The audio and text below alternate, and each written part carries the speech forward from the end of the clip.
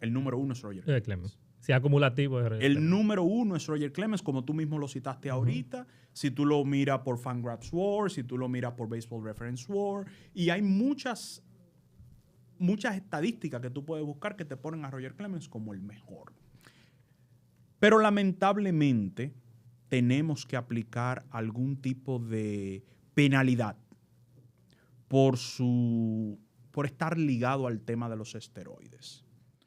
Es que el pico de Pedro Martínez de 7 años sucede en la época de los esteroides. Sí. Y en la época de los esteroides, él no solamente puso el número que yo le dije. El OPS Plus permitido de Pedro Martínez en esa época fue de 48.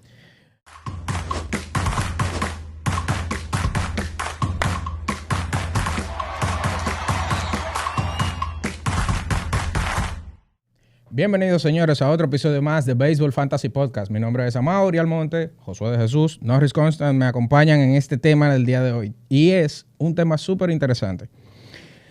MLB Network hizo un top 9 de los pitchers de grandes ligas, histórico. No estamos hablando de la temporada pasada, estamos hablando histórico. Señores, eso ha causado muchas ronchas, principalmente entre los dominicanos, porque no está Pedro Martínez como número 1. El top 9 que ellos entregaron fue Randy Johnson en primer lugar, Tom Seaver en segundo, Warren Spahn en tercero, Greg Maddux en cuarto, Roger Clemens en quinto lugar, Pedro Martínez está en sexto lugar, Sandy Koufax en séptimo, Nolan Ryan en octavo, y Clayton Kershaw en noveno. Yo tengo dos expertos en estadísticas que cuando vimos esto tuvieron opiniones totalmente diferentes a la de Major League, entre ellos, y la discusión hubo que casi separarla. Entonces, vamos a comenzar por Norris. Norris, tu top 9. ¿O tú estás de acuerdo con lo que publicó MLB Network? Mira, yo no estoy de acuerdo. Ok. Yo no estoy de acuerdo con lo que publicó MLB Network porque yo entiendo que, aunque los 9 que ellos seleccionaron son un listado muy respetable, pero yo no estoy de acuerdo con el orden. Ok. No estoy de acuerdo con el orden que lo presentó MLB Network. Especialmente, vamos a sacarlo del medio, que yo creo que en eso Josué y yo estamos de acuerdo, con Warren Spahn. Lamentablemente. No cabe. No creo que haya... Hay que respetar a los seniors, pero no sé. Yo no lo vi pichar. Warren Spahn y prácticamente nadie lo Yo estoy contigo ahí. La verdad es que yo no creo que Warren Spahn merezca estar en la lista dejando a un Bob Gibson fuera, por ejemplo. Entonces, yo me voy a animar primero yo a comenzar con mi listado. Para que Norris me pueda discutir, tú sabes, porque es lo que él quiere. Está bien. Yo sé que esa discusión se dio a sí mismo. No, y viene más buena porque hay cositas que no hemos hablado entre nosotros. La verdad es que, de antemano, construir un listado como este, a pesar de que uno se pueda guiar mucho de las estadísticas que uno puede tener a mano, que no hay mucha estadística avanzada para medir diferentes épocas, cualquiera que haga un listado diferente al que nosotros vamos a presentar aquí es correcto. Porque la verdad que a pesar de que existen estadísticas, hay factores también subjetivos de lo que uno aprecia en un lanzador. Claro. Entonces, de acuerdo a lo que yo considero que un lanzador dominante, mi listado es como viene. Primero voy a mencionar los jugadores y luego diré por qué en ese orden. Yo tengo a Nolan Ryan en el noveno, Bob Gibson, que estaba fuera del listado, en octavo, Sandy Koufax en séptimo, tengo con el dolor de mi alma a Tom Seaver en sexto, Clayton Kershaw en quinto, y luego mi top 4 es Greg Maddux en cuarto, Randy Johnson tercero, Roger Clemens segundo y Pedro Martínez primero. Entonces, ¿en qué yo me baso para poder plantear esto? Al gran Pedro Martínez. ¿Por qué?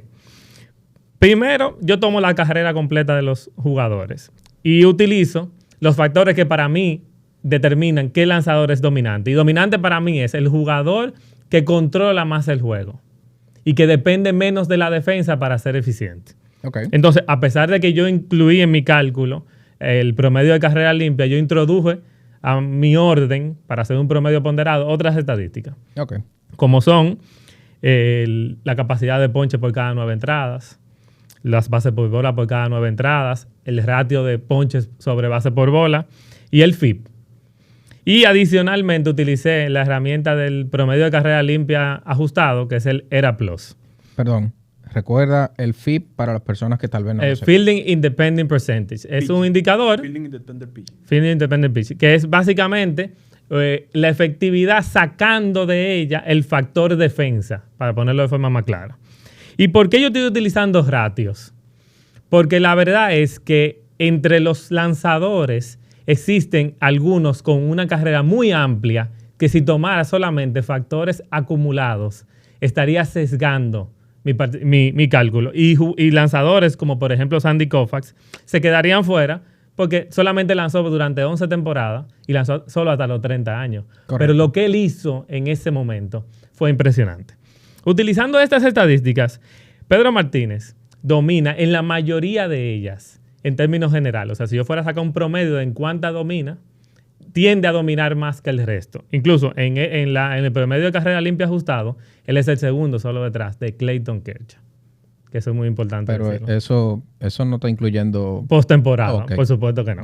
Entonces, dando ese argumento de Koufax, entonces digo, bueno, como en realidad las temporadas completas van a sesgar el acumulado de otros lanzadores, entonces yo tomé periodos de cada uno, por lo menos del promedio de los primeros 4, periodos de larga data de lanzadores. Es decir, los picos, pero picos largos. Es decir, yo tomé picos de 7 años de diferentes temporadas. Los mejores 7 años. Los mejores 7 años de cada uno. Okay.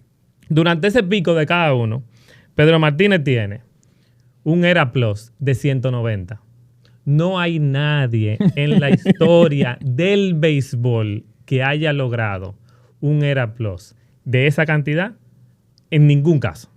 No existe. Ni siquiera en una temporada. Pero no solamente eso. Explica a los oyentes ERA Plus. ¿Qué es el ERA Plus? El promedio de carrera limpia ajustado por el factor del parque, vamos a decirlo así, en este sentido. Sí, y también es comparado con la liga. El promedio de la liga. De la liga, exacto. Donde 100 es el promedio. La base. Y a mayoría, si va subiendo de 100 es mejor un el promedio. 190.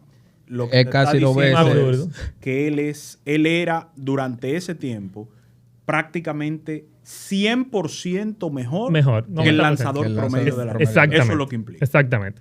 Y aparte de todo eso, Pedro colocó un whip de 0.98 en ese espacio, que solamente es superado por 2 relevistas. Y después de él hay 4 relevistas más. O sea, no hay lanzador abridor que haya acumulado un whip de ese nivel. Y adicionalmente a eso, sus ponches y el control que él demuestra a través de la base por bola otorgada, le dan un ponche sobre base por bola, no élite, absurdo, de 5.45. Y la diferencia del FIP a favor de él en 7 puntos. El resto colocó, salvo Randy Johnson, que es el que más se acerca en sus picos, tiene un 168 de ERA Plus. Luego, Roger Clemens apenas un 125 y Greg Maddux un 137. La diferencia de Clemens y Randy Johnson para mí es que Randy Johnson sí tengo que tomar los aspectos acumulativos porque jugaron la misma cantidad de temporadas. Entonces, Roger Clemens es el líder de WAR de los lanzadores. Ambos WAR. F-WAR, que es el de Fangraph, y el de Baseball Reference.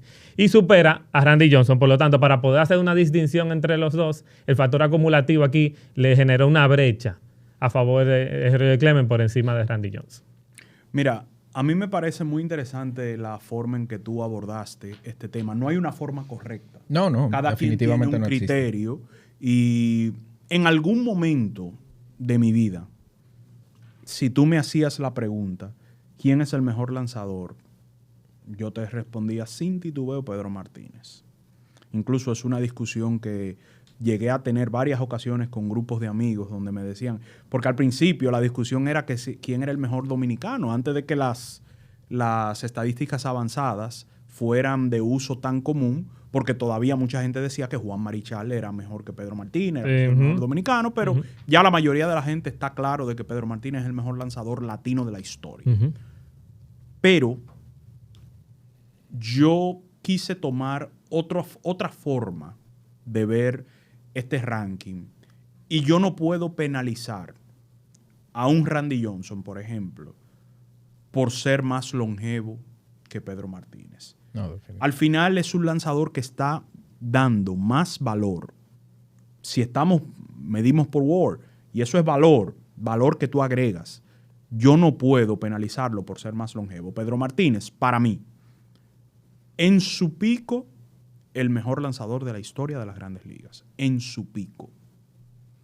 Pero si yo tengo que escoger carrera, y este es el criterio que yo decidí utilizar, ¿cuál es la carrera de lanzador más exitosa que yo prefiero? Pues entonces, definitivamente, yo no puedo tener a Pedro Martínez. Mi ranking es el siguiente. Número 9, yo sé que a muchos le va a parecer un poco controversial, pero número 9, Clayton Kershaw. Wow. Los números te dicen que él debería ser por lo menos top 6. Sin embargo, yo no puedo dejarle pasar que es un hombre que ha estado constantemente en playoff y es un hombre que constantemente ha estado fallando en playoff. Un lanzador para mí de este nivel debe ser un cuco en playoff. Debe ser un cuco que tú digas, bueno, yo como yanquista, todavía tú eras yanquista en ese tiempo, ¿verdad? En 2001, cuando...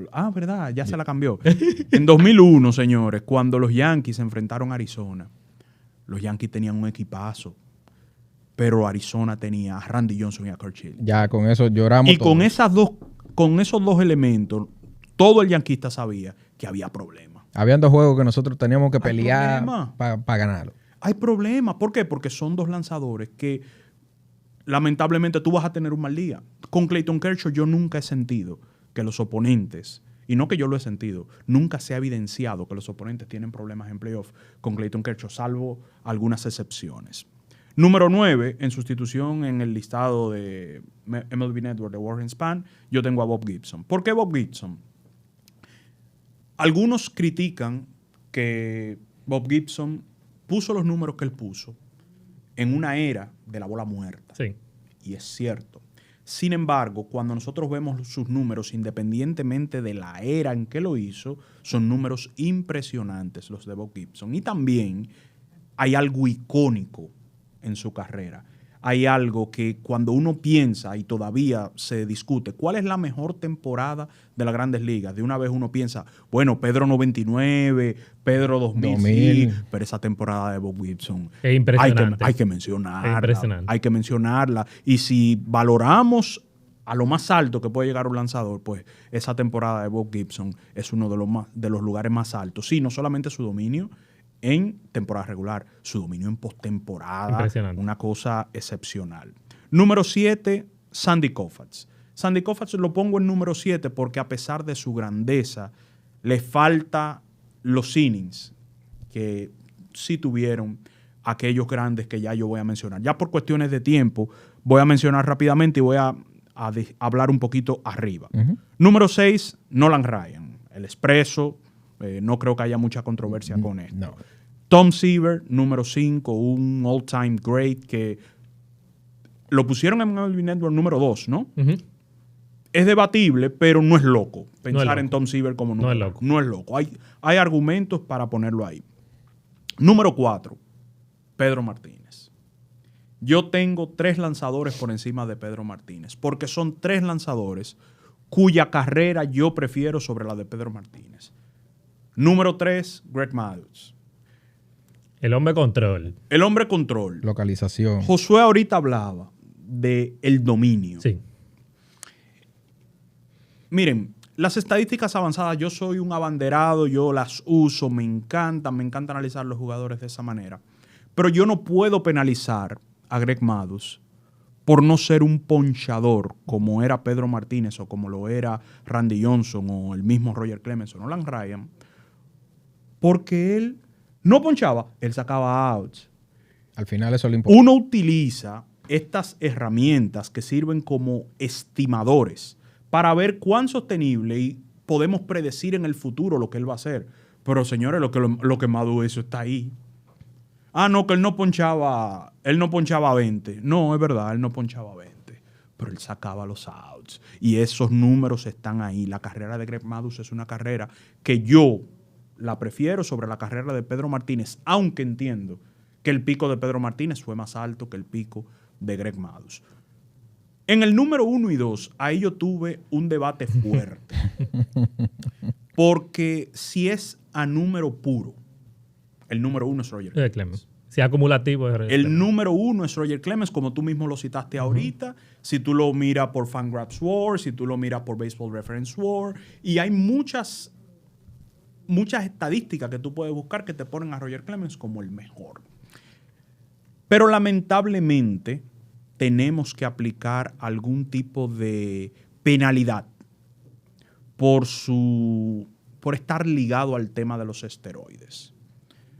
Yo considero que la diferencia entre Roger Clemens y Randy Johnson es lo suficientemente pequeña como para que, frente a la sombra de duda de la utilización de esteroides, aún Roger Clemens nunca habiendo fallado a un drug test, yo le daría el número 1 a Randy Johnson por nunca haber estado bajo sombra de duda de trampas, y que también, hay que estar claro en eso, el pico de Randy Johnson fue más alto que el pico de Roger Clemens. Roger Clemens más consistencia a través de los Y que se recuperó más al final también. Se Cuando volvió. Bueno, sí, es que Roger Clemens tuvo una carrera muy extraña, Ujú. porque Roger Clemens muy dominante en los 80, pero hubo un momento, señores, en sus años en Boston que se pensaba que Roger Clemens estaba listo. Sí, Sí, por eso y salió. vuelve. Estaba listo, y cuando va a Toronto tiene 2 temporadas monstruosas. Sí, claro. 2 temporadas monstruosas. Después tiene una recaída nuevamente, pero entonces cuando sale de Nueva York, señores, A Houston. ese hombre fue a Houston y tú dices, No, pero, efectivamente, pero, bajo ¿qué de es 2? esto? El ¿Qué es laboratorio. esto? Pero bueno, ese es mi ranking. Ahora yo le quiero hacer una pregunta a Mauri. Yo sabía Amable. que eso venía. Dígame, señor. Teniendo en cuenta lo que hemos visto en los últimos años de Clayton Kershaw y lo que hemos visto de alguien que en algunos listados en internet de personas periodistas lo hemos visto, Ujú. ¿tú te atreverías a sacar a Kershaw y a meter a Justin Verlander? No. Definitivamente Tu no. amor no llega hasta ahí. Mi amor no llega a estar. No es loco. No es loco, pero yo creo que Kershaw, en los números de temporadas regulares de Kershaw son muy superiores. Verlander es un borderline de este listado. Sí, sí. Y si la gente lo busca y ve los números, él está muy cerca de ser quizá un 10 en este listado. Si el listado le expandimos a un 10, Hermano, un mire. 15, Verlander tiene que Hermano, estar mire, entre esos números. yo entiendo que Kershaw es superior en números puros. Pero si a mí me dicen su equipo va a enfrentarse en un juego número 7 No me hable de a Pete playoff. Kershaw Es que no me puedes o a hablar. Pete Verlander. De que no me puedes hablar Ay, de dame a playoff. Kershaw, por favor. Dame a Kershaw. No Yo voy, puedes a hablar de decir, playoff. yo voy a decir dos cosas aquí A importantes ver. del listado de Norris. Y es que Greg Maddux, yo lo reconozco como de este listado, como el lanzador con mayor control. No Sí. necesariamente comando, pero control. Y se nota en su porcentaje de base por bola. Pero es el lanzador con el FIP más alto. Es el lanzador que dependió más de la defensa. Es cierto que al no ponchar hay más contacto, Normal. pero su defensa le ayuda mucho a tener esa efectividad más bajita. Pero hay otro aspecto que es muy importante cuando hablamos, que seguimos mencionando del pico. Vuelvo a mencionar que el pico de Pedro Martínez es de 7 años. Eso no es un pico de 1 año, no 2. Es que el pico de Pedro Martínez de 7 años sucede en la época de los esteroides. Sí. Y en la época de los esteroides, él no solamente puso el número que yo le dije. El OPS plus permitido de Pedro Martínez en esa época fue de 48. El Volvemos, promedio de la liga es 100. volvemos a lo mismo. Mientras más bajito es lo que él está permitiendo de OPS. Correcto. Es 48. Roger Clemens, 76. En esa época de los esteroides. Greg Maddux, 74. Randy Johnson Greg se Maddux acerca estaba más. pasado su pico. Sí, ya estaba pasado su pico. Y Randy Johnson 60, que es el que más se acerca a Pedro Martínez. Pedro Martínez lanzar en una época injusta para un lanzador y hacerlo de la forma como... O sea, tú poner los mejores números de la historia en la época más injusta para un lanzador, para mí es un aspecto excesivamente relevante. Sí, sí. Ese es mi primer punto. Y en el segundo punto es que yo también quisiera decir que si el juego 7 hay que elegir también un lanzador para que te gane tu juego, también tenemos que hablar de Jacob deGrom. Ah, señor. Porque en salud, esto es muy sencillo, en salud, Jacob deGrom es probablemente el mejor lanzador que se ha visto Cuida en un tu montículo palabra, de la historia. palabra. Jacob deGrom en un parámetro, en un periodo muy corto, con una cantidad de innings muy baja, por eso él no puede entrar en el debate, porque no llega, espérate. son 1.300, 1.400 innings. Espérate, vuelve y repite esa parte. Sí, no, deGrom es quizás el mejor lanzador en un montículo que hemos podido ver.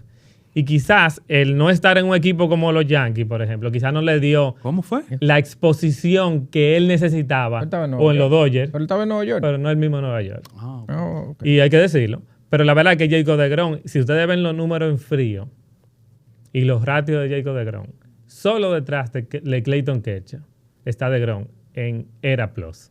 O sea, los dos lanzadores abridores con mayor ERA Plus en la historia del béisbol son Clayton Kershaw y Jacob deGrom. Solamente lo supera Mariano Rivera. Y- O sea, señores, estamos hablando de que en ese periodo de tiempo, el dominio excesivo de Jacob deGrom en el montículo es un aspecto altamente relevante que lamentablemente no vamos a poder ver lo que él podía hacer por las lesiones. Pero en salud, en un juego, no hay nadie más impresionante que Jacob deGrom. y tú dices que el amor mío... me No, ciega. no, yo pensaba que tú estabas cegado por Verlander, pero claramente aquí hay una persona cegado por deGrom. Totalmente. Aunque se fue para los Rangers. No, a él, ganar un él- campeonato, él- pero bueno. él celebró en la Lincoln, él salió a celebrar el campeonato Con una de lagrimita. el campeonato de deGrom, él salió a celebrar. Señores, a mí me parece que el listado, el top 9 de Major League Network es algo que necesita una discusión más profunda. Hay que entender, hay que ver claro qué ellos tomaron en cuenta para hacer ese listado, cuál fue las estadísticas, el criterio en específico. Hay muchas cosas que lamentablemente cuando uno hace un listado, pues hay gente que va a decir que alguien es mejor que otro y eso es una opinión muy personal. Y me gustaría saber la opinión de cada uno de ustedes. Por favor, comenten. Recuerden darnos likes, suscribirse en las redes sociales de nosotros, en YouTube, en X, TikTok, en Instagram, como Baseball Fantasy Podcast o Baseball Fantasy. Y adicional, recuerden que tenemos un giveaway para las boletas del juego que hay en marzo de Grandes Ligas en el Estadio Quisqueya. Esto solo va para, lamentablemente, nuestro público de República Dominicana. Recuerden revisar las redes y ver de qué se trata ese giveaway. Hasta luego.